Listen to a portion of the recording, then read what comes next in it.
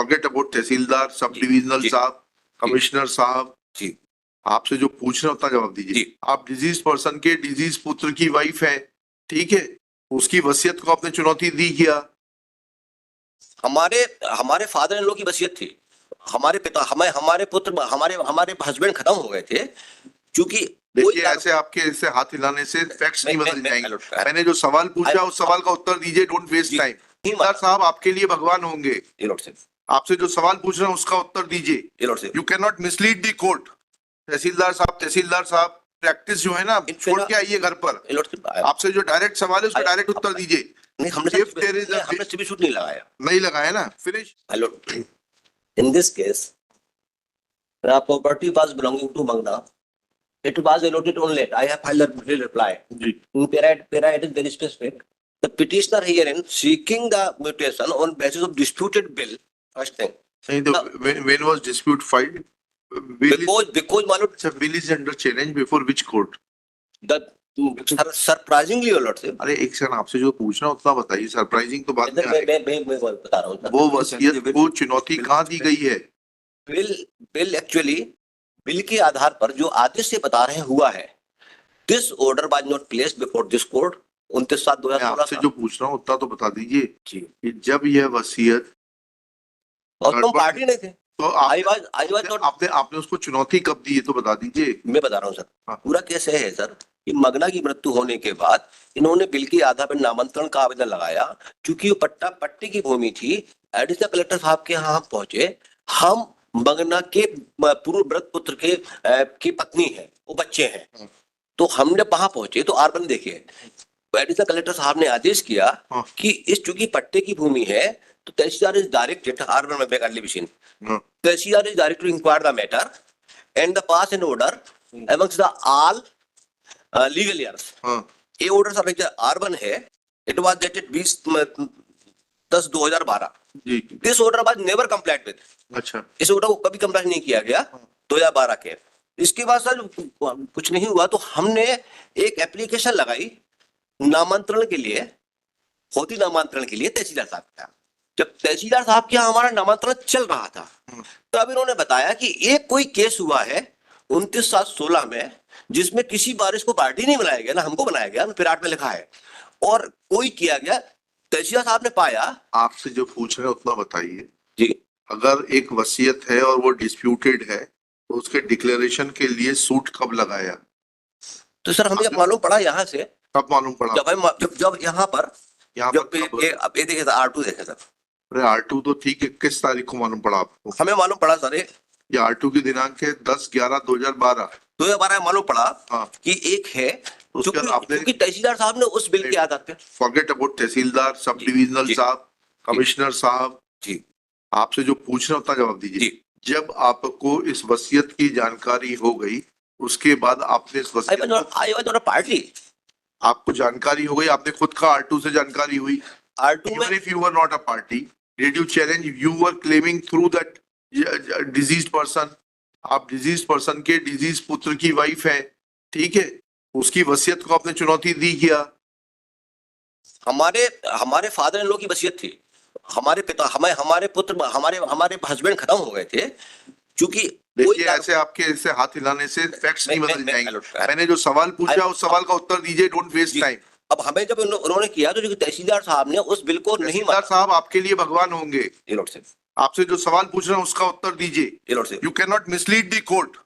तहसीलदार साहब ये प्रैक्टिस जो है ना छोड़ के आइए घर पर। आपसे जो डायरेक्ट सवाल है उसका डायरेक्ट उत्तर दीजिए। नहीं, हमने सिविल सूट नहीं लगाया। नहीं लगाया ना, finish. Then if that will is not under challenge then it is to be treated as the final will of the deceased. Now the only issue is that whether that will can be acted upon or not. It was not acted upon. It cannot. You cannot simply say that it was not acted upon. आप चीज को समझने की कोशिश करिए। आपको 2012 में वसीयत की जानकारी हो गई, आपके ससुर साहब की वसीयत की जानकारी हो गई, उसके बाद आपने क्या उस वसीयत को चुनौती दी? आपका कहना नहीं दी। जब आपने वसीयत को चुनौती नहीं दी तो उस वसीयत को चुनौती दिए बगैर आप अन्य कार्रवाइयों को कैसे चुनौती दे सकते हैं जो इनके पक्ष में है? हम रूल से चलेंगे, कानून को समझेंगे तब होगा। अब पक्षकार की गोद में बैठ के देखेंगे तो कुछ कानून समझ में नहीं आएगा। पैरा 8 देख लें सर, मेरे रिप्लाई का पैरा 8 देख लें। और पैरा 8 पढ़िए। The answer respondent humbly declares though the petitioner has not filed any document relating to mutation order dated 29/7/2016 and the answering respondent but not parties in that proceeding. This can be disposed of directing the Tehsildar to carry out mutation in terms of the will, because that will has not been challenged despite knowledge to the other party since 2012. That is the only matter. All impugned orders are required to be set aside. This is the crux of the matter. 2 minute का case है, लिखिएगा. This petition is filed by Srimati Phula Ahirwar, being aggrieved of the acts of the order dated 9/2/23 passed by the Additional Commissioner Sagar Division Sagar in case number 995/A6-2020-21 on the ground that the revenue authorities have overlooked the fact that petitioner was claiming mutation on the strength of a will of her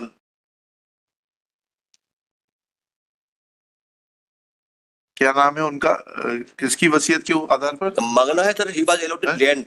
है? पट्टा मिला था उसको। Magna was granted a patta by the state. Full stop. Next one. Though Shri Anup Saxena has raised several arguments, but admits that despite gaining knowledge of the will in the year 2012, private respondent never challenged the will before the appropriate civil court.